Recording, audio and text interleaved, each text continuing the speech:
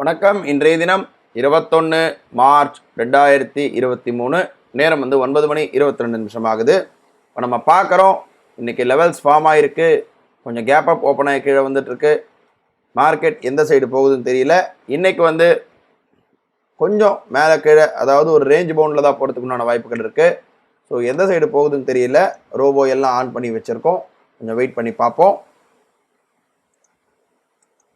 பார்க்குறோம், பை வந்திருக்கு, ரோபோவில் எடுத்திருக்கு, ஓகே தெரியுது. ஆர்டர் புக்கில் பார்க்குறோம், டெர்மினலில் பார்க்குறோம் 39,900 கால் ஆப்ஷன் எடுத்திருக்கு. 100 ரூபா கிட்ட ப்ராஃபிட் இருக்குது. கொஞ்சம் வெயிட் பண்ணி பார்ப்போம். பார்க்குறோம், கால் சைட் ஸ்டாப் லாஸ் ஹிட் ஆகிட்டு இப்போ புட் எடுத்திருக்கு.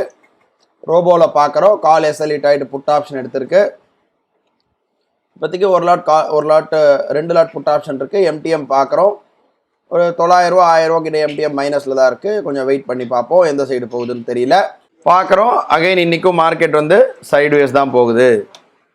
என்ன ஆயிருக்கு, திரும்ப கால் ஸ்டாப் லாஸ் ஹிட் ஆகிட்டு புட்டு எடுத்து புட்டு ஸ்டாப் லாஸ் ஹிட் ஆகிட்டு ஹைப்ரிட்டில் 2 லாட் போட்டு மேக்ஸிமம் லாஸ் 3000 ரூபா நமக்கு ரீச் ஆகிடுச்சு, 3165 ரூபா.